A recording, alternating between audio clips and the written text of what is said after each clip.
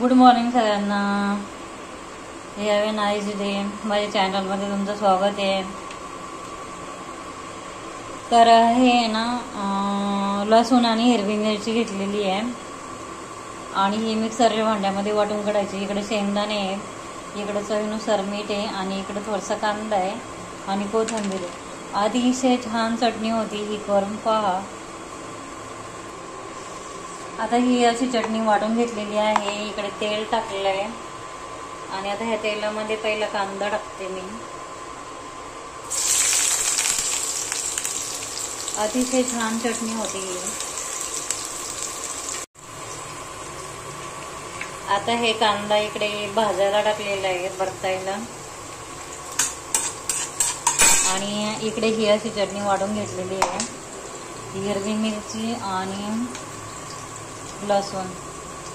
आता इकडे हा कांदा चांगला फ्राय होऊन द्यायचा.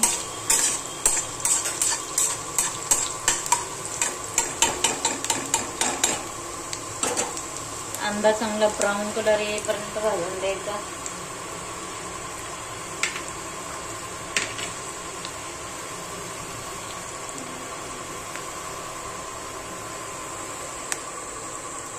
आणि आता ही चटणी त्याच्यामध्ये टाकून घ्यायची. चटणी चांगली भाजली ना तर मग चटणी पण चांगली होते.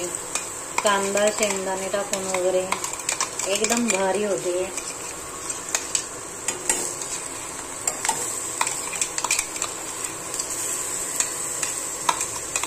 नेहमी भाज्या काय बनवावा, त्याच भाज्या खाऊन कंटाळा येतो.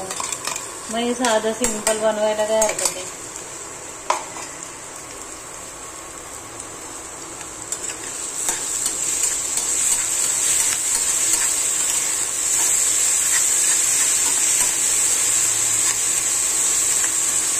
तेलामध्ये ना चटणी चांगली भाजून द्यायची. चांगली भाजून दिली ना तर मग ती खटणायला लागत. आणि हे मीठ पण चवीनुसार टाकायचं.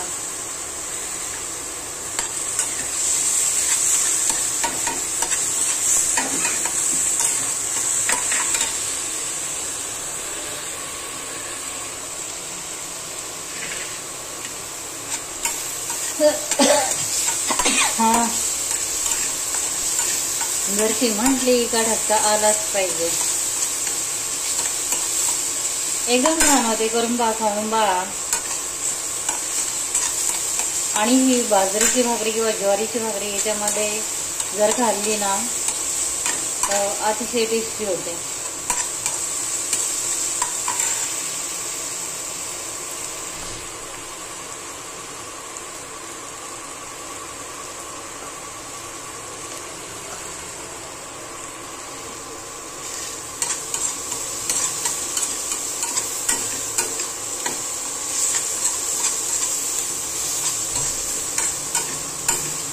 लहान मुलं पण खातील अशी चटणी बनवली तर.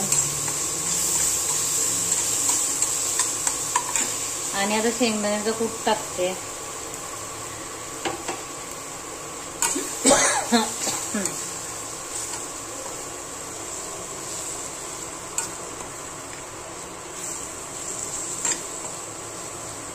आणि आता ही कोथिंबीर टाकून देते.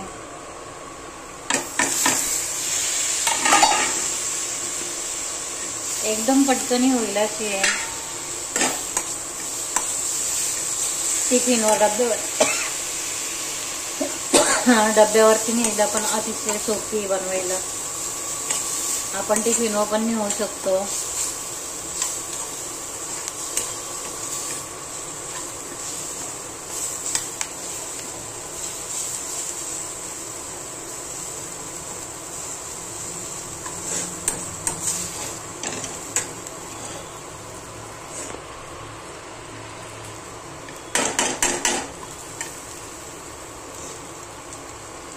याला काय 5 मिनिटांमध्ये फ्राय होते.